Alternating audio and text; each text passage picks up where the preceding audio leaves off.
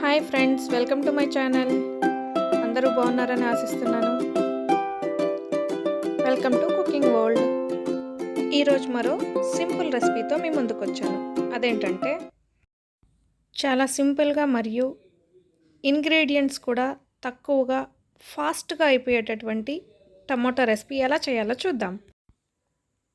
Tomato కర్రీకి కావలసినటువంటి పదార్థాలు: టమాటో, ఆనియన్స్, పచ్చిమిర్చి, సాల్ట్, పోపు దినుసులు, కారం,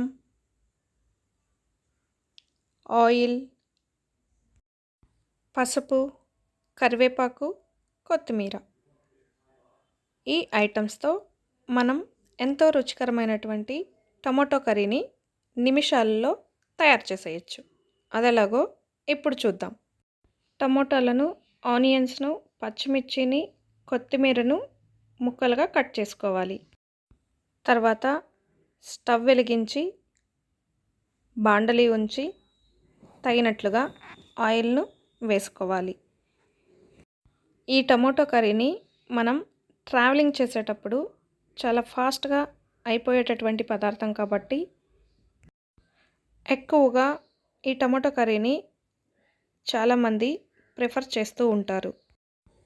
చపాతీల్లో కానీ మరియు రైస్లో కానీ చాలా టేస్ట్గా ఉంటుంది.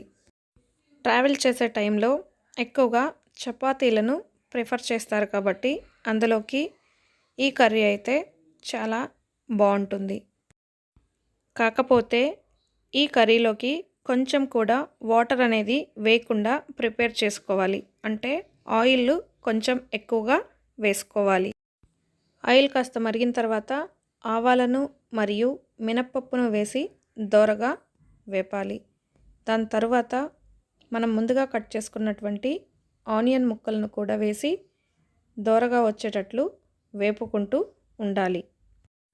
కాస్త బ్రౌన్ కలర్ వచ్చిన తర్వాత పసుపును కూడా యాడ్ చేసి వేపుతూ ఉండాలి. మన టేస్ట్కి సరిపడినట్లు సాల్ట్ను కూడా అందులో వేసి వేపాలి. చపాతీల్లోకి మనం ఈ కర్రీని ప్రిపేర్ చేస్తున్నట్లయితే సాల్ట్ అనేది కొంచెం తక్కువగానే వేసుకోవాలి. ఎందుకంటే ఆల్రెడీ మనం చపాతీల్లో కొంత సాల్ట్ అనేది మిక్స్ చేసి తయారు చేసుంటాం కాబట్టి. రైస్లోకి ప్రిపేర్ చేస్తున్నట్లయితే మనకు తగినట్లుగా సాల్ట్ను యాడ్ చేసుకోవాలి. ఆనియన్స్కు గోల్డెన్ బ్రౌన్ కలర్ వచ్చిన తర్వాత మనం ముందుగా కట్ చేసుకున్నటువంటి టమాటోలను కూడా ఈ బాండలిలో వేసి వేపాలి.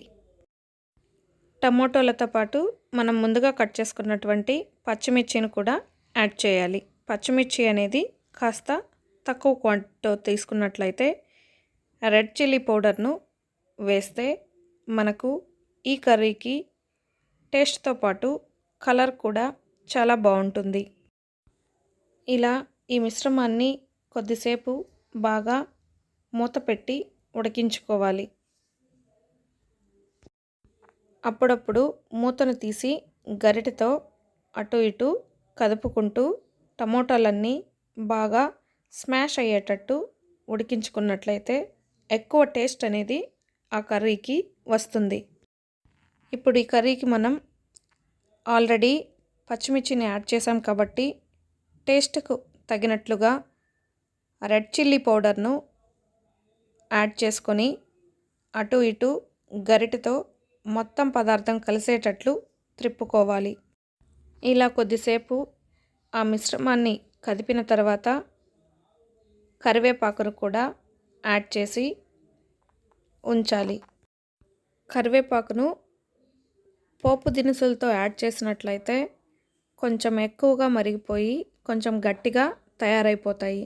కాబట్టి పోపు దినుసులతో కాకుండా మనం టమోటోతో వేసినట్లయితే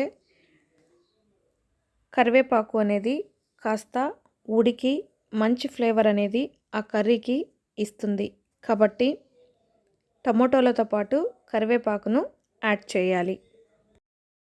తర్వాత మనం ముందుగా కట్ చేసి ఉంచుకున్నటువంటి కొత్తిమీరను లాస్ట్ ఫినిషింగ్ టచ్గా ఇచ్చి ఈ కర్రీని ప్రిపేర్ చేసుకుంటే చాలా టేస్టీగా ఉంటుంది. ఇది 2 డేస్ దాకా మనకు ఫ్రిడ్జ్లో ఉంచకపోయినా బయట ఉంచినా కూడా చాలా రుచికరంగా టేస్ట్ అనేది మారకుండా చాలా బాగుంటుంది. ట్రైన్స్లో ట్రావెలింగ్ అప్పుడు ఈ కర్రీని ఎక్కువ మంది ప్రిఫర్ చేస్తూ ఉంటారు చపాతీలలోకి. మొదటిసారి నా ఛానల్ను చూస్తున్నట్లయితే ఈ వీడియో మీకు నచ్చినట్లయితే లైక్ చేయండి, షేర్ చేయండి, సబ్స్క్రైబ్ చేయండి. Thank you for watching this video. Thank you friends. మరో వీడియోతో మీ ముందుకు వస్తాను. Bye friends.